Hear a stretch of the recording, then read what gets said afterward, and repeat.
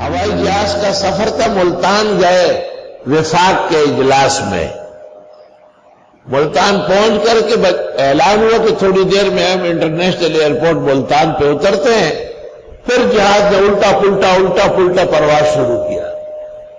تو یہ کیا ہو رہا ہے؟ منصور بھائی نے کہا شاید ایئرپورٹ خالی نہیں ہے، اس کو چک۔ میں نے کہا یہ تو اور طرح چکر ہے۔ پائلٹ اعلان کر رہا تھا اور اس کے ہونٹ تیز ہوئے ہو رہے تھے۔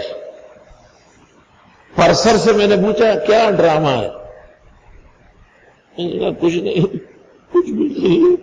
میں نے کہا خیریت؟ رو رہے اور اپنے آپ کو کہنے لگا پہیے نہیں کھلے۔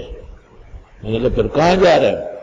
کہ کراچی میں۔ کیوں؟ کہاں وہاں کھل میں؟ وہاں کیسے کھلیں گے؟ کراچی اس لیے جا رہے ہو کہ سواریاں کراچی کیے تاکہ لوگوں کو لاشیں اٹھانے میں سہولت ہو۔ یا تو ایمرجنسی لینڈنگ کرو گے، اس میں بھی آدھے سے زیادہ مرتے، یا سمندر میں ڈالو گے۔ کہتے ہم نہیں کہہ سکتے۔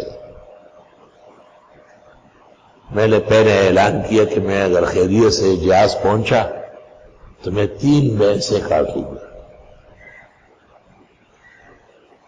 لیکن دل نے کہا کہ آپ نے اعلان کم کیا ہے۔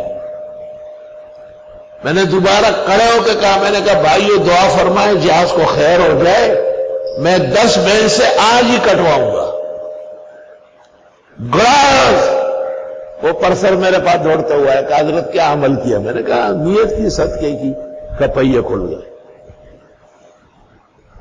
دیکھا ذرا کیسے اللہ رب العالمین احسان فرماتے ہیں۔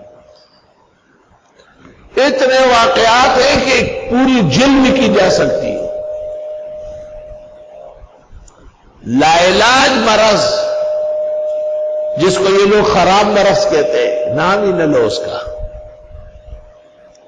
پختانوی جو بچی نومما وہ صدقے سے واپس ہوا ہے۔ صدقہ ایسا ہو، حدیث میں ہے صدقہ اور بلا یا دعا اور بلا آسمان و زمین کے بیچ میں لڑ پڑتے۔ بلا آنا چاہتی ہے، دعا اس کو پیٹتی ہے کہ نہیں آؤ، صدقہ اس کو پیٹتا ہے کہ مت آؤ۔ اگر دعا تکڑی ہو، صدقہ تکڑا ہو، بلا پٹ جائے گا، آدمی بچ جائے گا۔ اور اگر خدا نہ خواستہ دعائیں نہ ہو، جیسے اس زمانے میں منکرین دعا پیدا ہوگا، شجرہ خبیثہ، دعاؤں کے منکر، یا صدقات نہ ہونے کے برابر ہے تو بلا آ جائے گی۔ یہ دیکھو حکمرانوں پر کیسی بلائیں نازل ہوتی ہے، جیتا ہوا ہارا ہوا ہے۔ مختلف فرقوں اور فتنوں کا کیا حشر نشر ہو رہا ہے، سب آپ کے سامنے ہے، کاش کی عبرت لے لیتے۔